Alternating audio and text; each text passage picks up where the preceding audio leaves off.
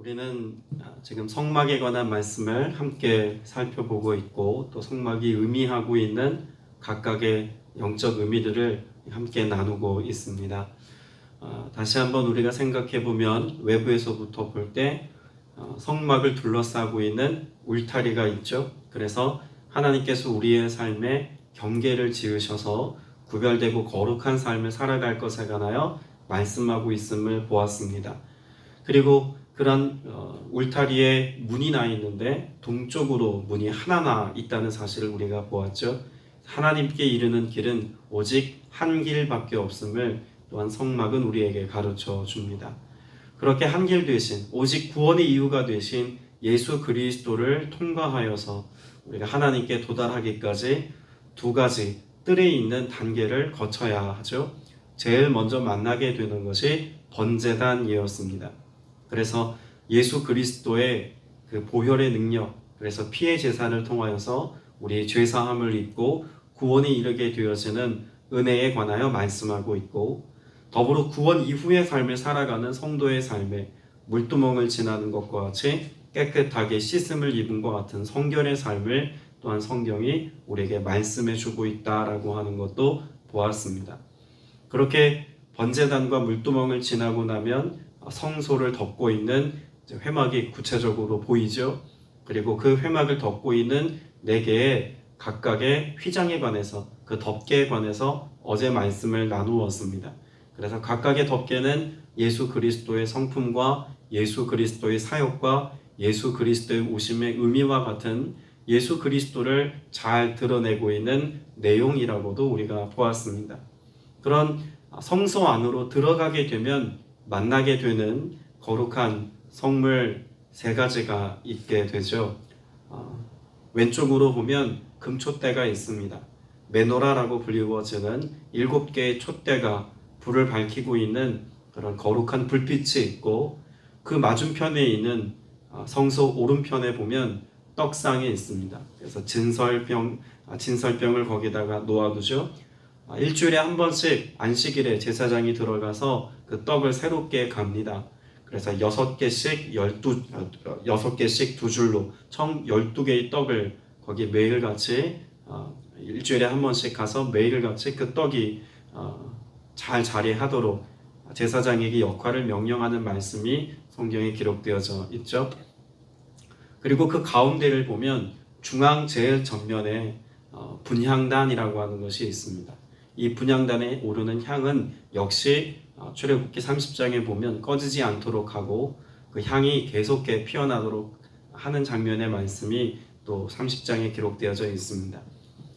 이 각각의 성소 안에 있는 이 모든 기구들은 무엇을 우리에게 말씀해 주고 있는 걸까요? 성도의 삶의 양식이라고도 말할 수 있을 겁니다.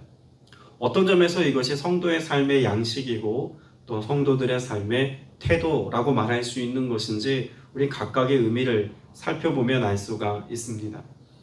먼저 이 모든 중심에 있는 것은 어떤 면에서 보면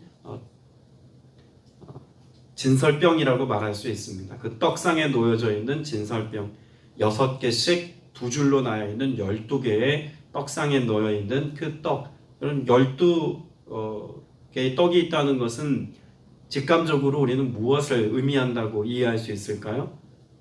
12지파입니다. 이스라엘 12지파가 하나님의 양식으로 하나님의 공급하심과 돌봄으로 그 삶을 채워 살아가는 것에 관한 말씀인 것을 이해할 수가 있겠죠.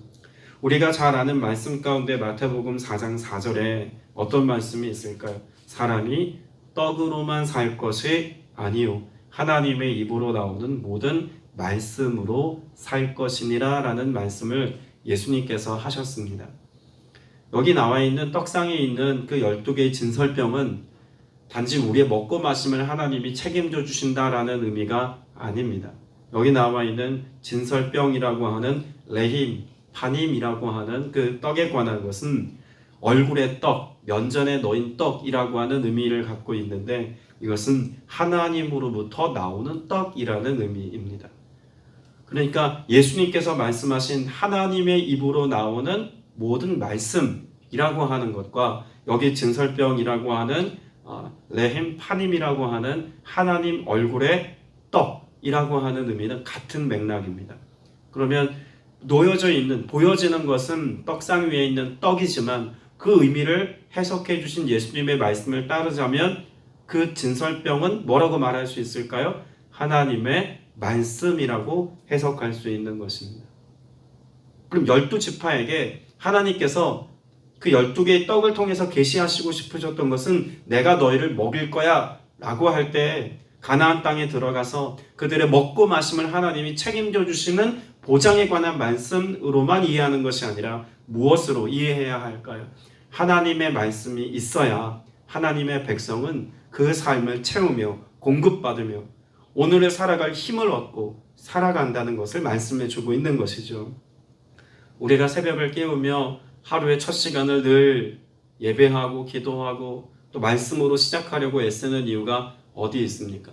마태복음 4장 4절의 말씀처럼 우리가 떡으로만 사는 것이 아니라 하나님의 입으로부터 나오는 말씀으로 우리가 산다는 것을 알기에 우리는 그 말씀에 기초하고 말씀에 기반을 둔 삶을 살아간다라고 말할 수 있는 것이죠.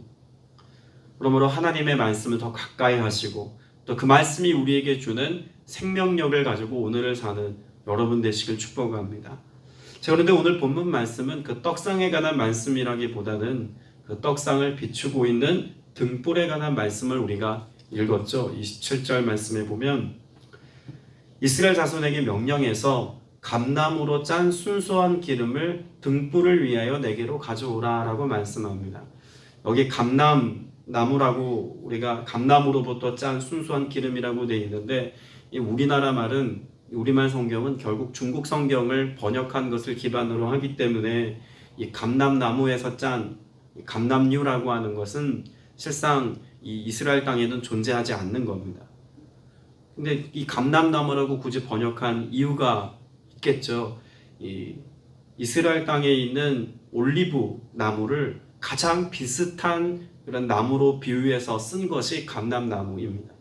그러니까 동일하진 않지만 이 감람이라고 하는 것을 보면 우리는 무엇을 떠올려야 한다는 걸까요? 올리브유 혹은 올리브 나무를 떠올려야 한다는 것입니다.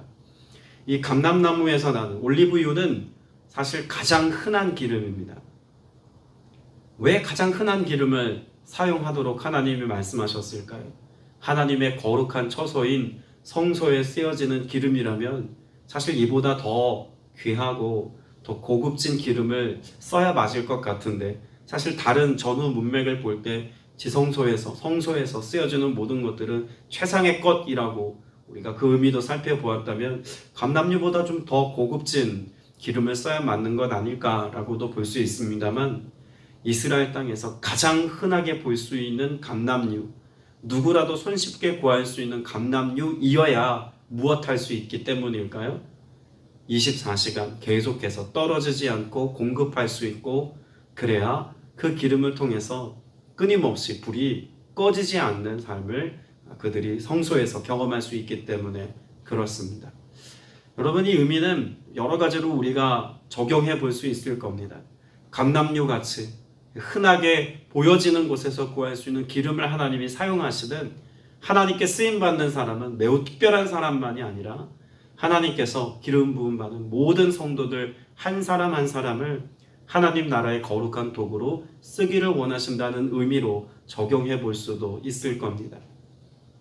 더불어서 우리는 그 감람유를 통해서 기름이 꺼지지 않게 하셨던 것처럼 오늘 이 땅 가운데 하나님의 빛이 비추어지게 하시는 하나님의 역사는 뭔가 대단한 일을 통해서나 혹은 사람들의 눈에 띄는 화려한 사역을 통해서만이 아니라 우리의 아무도 보지 않는 곳에서 드리는 조용한 기도, 하나님께서 우리에게 주신 마음을 가지고 실천하는 아무도 보지 않는 곳에서 행한 작은 사랑의 실천, 이런 것만으로도 하나님께서 우리에게 허락하신 거룩한 빛을 세상에 비추며 살아갈 수 있는 은혜라고도 볼 수 있는 것이죠.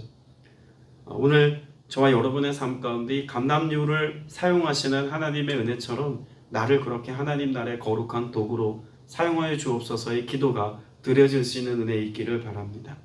그러나 본질은 이 성소에서 비추고 있는 7 촛대를 통해서 비추어지는 빛은 우리의 삶 속에 무엇이 전제되어야 한다는 것을 사실 강조하고 있는 내용이기도 합니다.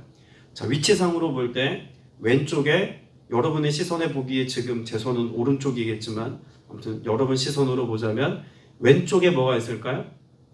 금촛대가 있죠. 그리고 오른쪽에는 진설병이 있습니다. 그럼 진설병이 명확하게 보이기 위해서라면 반드시 뭐가 꺼지지 않아야 할까요? 이 7 촛대를 통해서 빛나고 있는 메노라의 불빛이 꺼지지 않아야 합니다. 앞서 진설병의 의미를 여호와의 말씀, 하나님 말씀이라고 우리가 그 의미를 보지 않았습니까? 그러면 이 불빛이 비추어질 때 그 떡상의 떡이 제대로 보여질 수 있는 것처럼 하나님의 말씀이 우리 안에 분별되어지려면 반드시 무엇이 있어야 한다는 말씀의 의미이기도 할까요? 성령의 조명하심입니다. 하나님의 거룩한 빛으로 비추어질 때 그 말씀이 바르게 이해될 수 있다는 이야기죠. 여러분, 성경은 사실 문자적인 의미로 보자면 정말 어려운 책입니다. 성경에 기록되어 있는 각각의 내용과 의미들은 사실 왜 여기에 이런 의미들이 부여되어져 있고 왜 이런 말씀들이 쓰여져 있는지 깨닫지 못할 때도 참 많습니다. 지금 우리가 성막에 관한 말씀을 같이 나누고 있습니다만 어떤 지체는 그러더라고요. 왜 이렇게 하나님의 말씀이 여러 가지 화려한 것들로 하나님 앞에 이렇게 치장되어져 있는지 이런 의미들도 사실 잘 납득되지 않았다 그래요. 근데 어제 우리가 휘장을 덮고 있는 각각의 의미들을 보고 나서야 그래서 하나님이 이렇게 하나님의 뜻을 계시하시기 위해서 이런 각각의 것들을 사용하셨구나라고 분별되고 알게 되었다라는 이야기도 나누었는데, 여러분, 우리가 믿음의 시선과 성령의 조명하심이 없이는 우리는 구약에 있는 말씀 속에서 혹은 성막에 관한 이 수많은 말씀 속에서 예수 그리스도를 발견하는 것이 그리 쉽지 않을지도 모릅니다. 그러나 성령의 조명하심이 있을 때, 그 빛을 비추어 알게 하시는 성령의 분별케 하심이 있을 때 우리는 그 속에서 복음의 가치를 발견할 수 있고 예수 그리스도의 이 땅에 오심에 대한 예언적인 내용과 예수님의 사역과 장차 이루실 예수님의 구원 역사와 다시 오실 주님의 모습까지를 우리는 다 발견할 수 있다는 이야기입니다. 오직 이 성소 안에는 7개의 그런 촛대가 빛을 비추고 있는데 이 메노라를 통해서 비추어지는 빛은 작은 불빛 같지만 결국 그것이 그 어두움을 밝히는 빛임을 우리가 인식한다면 우리의 삶을 비추어주는 성령의 조명하심을 가지고 믿음의 시선을 가지고 성경을 볼 때 그런 뜻이구나 이해되어지는 것을 넘어서서 성령의 조명하심과 인도하심이 있을 때에야 말씀을 실천적으로 살아낼 수 있는 힘이 우리에게 생긴다는 것도 또 간과해서는 안 됩니다. 성경을 학문적으로 접근하는 사람도 있습니다. 또 하나님의 말씀을 이해의 차원으로 그런 의미 있고 그런 맥락의 내용이다라고 하는 것을 문자적으로 해석하고 이해하려고 하는 사람들도 있습니다. 그도 중요합니다. 저 역시도 그 의미를 알기 위해서 무수히 노력합니다. 그러나 그보다 더 중요한 것이 있다면 무엇일까요? 그 속에 감추어진 하나님의 마음이고 하나님의 비전이고 하나님의 뜻을 분별해 아는 것 아니겠습니까? 성경에 보면 하나님의 거룩한 빛이 여러 가지 의미로 사용되어지는 것을 우리가 알 수 있는데, 먼저 이 성막의 빛의 한번 순서를 보면 이렇습니다. 이 성막을 여러분이 다시 한번 머릿속으로 그려보시면 울타리를 넘어서 제일 먼저 만나게 되는 불이 있습니다. 번제단의 불이죠. 크고 화려합니다. 그 모든 재물을 불사르는 큰 불을 목격하고 그 다음에 물두멍을 지나 성소 안으로 들어오면 그보다 작은 불빛을 봅니다. 메노라를 통해서 빛나고 있는 촛대의 불빛이죠. 그 성소 안을 비추는 것입니다. 그럼 지성소 안으로 들어가면 영역으로 볼 때 바깥뜰, 성소, 지성소 이렇게 있는데 바깥뜰에는 번제단의 불이, 성소 안에는 메노라의 불빛이, 그럼 지성소 안에는 뭐가 있을까요? 빛이 없습니다. 오히려 지성소 안에는 빛이 없습니다. 왜 빛이 없을까요? 하나님의 임재가 하나님의 불의 역사와 같기 때문에 그렇습니다. 그러면 사람의 눈으로 보면 번제단의 불이 가장 큰 것 같지만 그러나 하나님의 시선으로 볼 때 하나님의 임재가 가장 강력한 조명이며 또 메노라를 통해서 비춤과 같이 성령의 조명하심이 그보다 더한 빛이며 또한 바깥에 있는 불은 사실 우리의 눈에 보는 것과는 좀 다른 의미예요. 어떻게 보면 하나님의 시선으로 볼 때 좀 더 작은 의미의 빛 아니겠습니까? 역순인 거죠. 우리의 눈에 보이는 것과 하나님의 시선으로 보여지는 것은 역순입니다. 그럼 우리 무엇을 갈망해야 할까요? 결국 우리의 갈망은 하나님의 불이 우리의 삶에 하나님의 영으로 임재하심과 같은 그 불을 사모함이 우리 안에 있어야 한다는 이야기도 되지 않겠습니까? 성령의 조명하심도 너무나 필요하지만 하나님의 강력한 임재하심과 같은 그 은혜가 우리의 삶에 실제로 경험되었을 때 비로소 우리는 능력 있는 그리스도인의 삶을 살게 된다는 것을 이해하고 발견해야만 합니다. 그래서 초대교회 성도들이 하나님의 은혜를 구하며 기도할 때 하늘에서 불의 혀같이 갈라지는 성령의 임재 사건이 있었다는 사실은 우리 그리스도인들에게 그 어떤 삶의 갈망보다 하나님의 임재를 갈망해야 한다는 것을 잘 보여주는 장면이기도 하죠. 여러분 구약 성경에 보면 하나님의 불이 실제로 임했던 사건을 두 가지로 설명하고 또 그 총체적인 의미를 아가서에서 한번 설명하기도 합니다. 하나님의 불이 내린 사건은 민수기 11장 1절 이하에 기록된 사건이죠.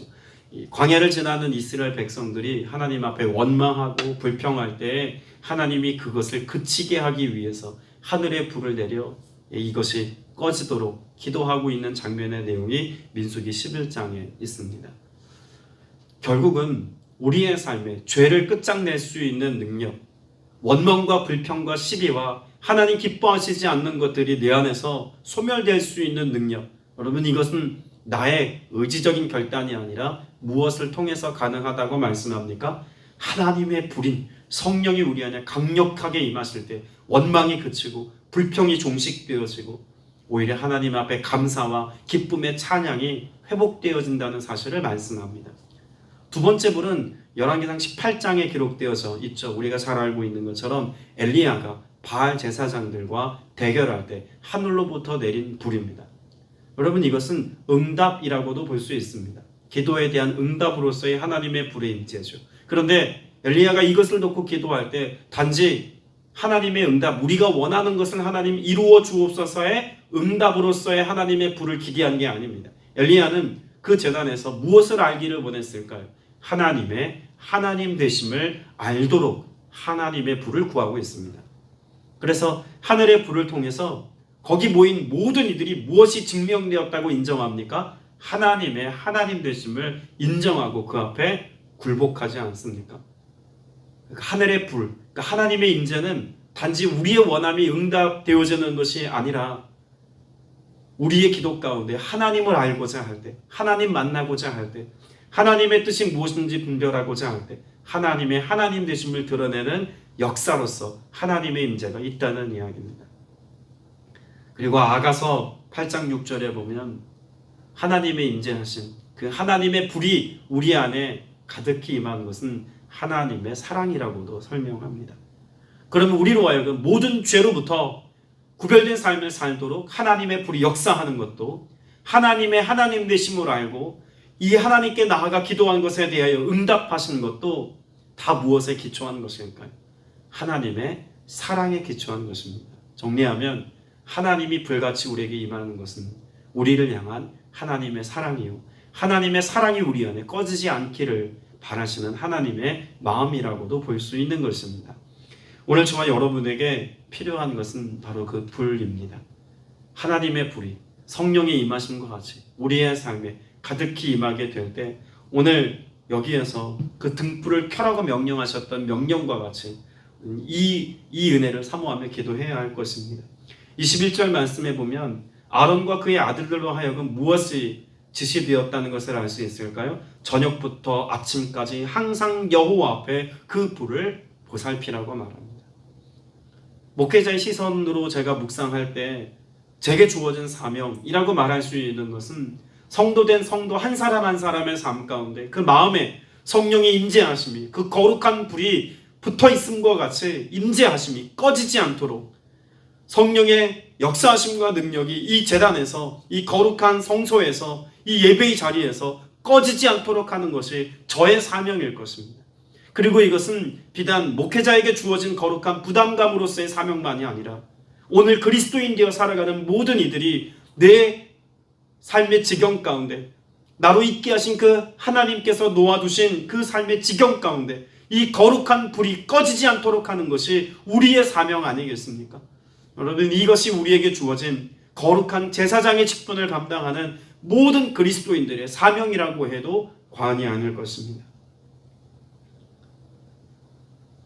그렇게 하나님의 말씀을 조명하는 거룩한 빛인 메노라의 빛을 우리가 생각한다면 이를 위해서 기도해야 된다는 것, 앞서 나누었던 것처럼 분향단에 성도의 기도로 묘사되어지는 그 향이 끊임없이 피워져 연기로 올라가 하늘에 상달되어지는 것처럼 우리의 기도의 향이 그치지 아니하고 지속되어질 때 성령의 역사하심이 우리 안에 꺼지지 않는 불과 같이 지속될 수 있다는 사실을 우리는 이 성소 안에 있는 하나님의 거룩한 성물들을 통해서 생각해 볼 수 있고 적용해 볼 수 있습니다. 오늘 이 아침에 여러분이 기도하시는 이 기도를 통해서 하나님이 기뻐하시는 거룩한 사역, 우리를 통해서 이루기를 원하시는 하나님의 일들이 여러분 안에 이루어지는 은혜가 있기를 소망합니다. 그러면 마지막으로 살펴볼 것은, 그럼 하나님이 우리에게 원하시는 그 이름이 무엇일까요? 예수님께서 말씀하지 않았습니까? 율법의 그 모든 내용을 예수님이 두 가지로 명확하게 말씀하셨습니다. 하나님을 경외하는 삶, 내 이웃을 내 몸과 같이 사랑하는 삶. 그러면 경외하는 것도 사랑하는 것도 사랑이라는 한 단어로 축약될 수 있다면 오늘 우리가 하나님의 성품인 그 사랑을 가지고 세상 가운데 하나님의 나라를 증명하듯 사랑을 실천력 있게 살아가고 사랑을 나타내는 삶을 살자면 우리 안에 성령의 불이 있어야 합니다. 오늘 로마서 5장 5절에서 말씀했던 것처럼 우리 안에 하나님의 성령의 강력한 인자하심을 통해 사랑이 부어지듯 하나님의 사랑으로 오늘을 사는 저와 여러분 다 되시기를 주님의 이름으로 축복합니다. 함께 기도드리겠습니다. 은혜가 풍성하신 아버지 하나님, 오늘도 주님의 약속의 말씀이, 생명의 말씀이 진설병과 같이 우리 안에 쌓여있게 하시니 참으로 감사드립니다. 늘 성령의 조명하심을 따라 그 말씀을 준행하고 지켜 행할 수 있는 믿음의 성도들 되어지기를 원하오니 분향단의 기도와 같이 그렇게 하나님을 향한 우리의 기도의 향기가 올라갈 때 비로소 하나님께서 원하시고 하나님이 말씀하신 모든 것이 우리의 삶에 성취되어지고 이루어지는 역사 있게 하여 주시옵소서. 하나님께서 우리에게 허락하신 거룩한 불이 꺼지지 않도록 성령의 기름 부심과 충만한 은혜가 우리에게 오늘도 공급되어지기를 원합니다. 성령님 우리 안에 거룩한 능력으로 역사하시고 모든 세상에 죄악된 것들을 종식시키기까지 오직 하나님의 사랑을 갈망하며 하나님의 뜻대로만 살아가는 믿음의 성도들이 될 수 있도록 은혜 베풀어 주옵소서.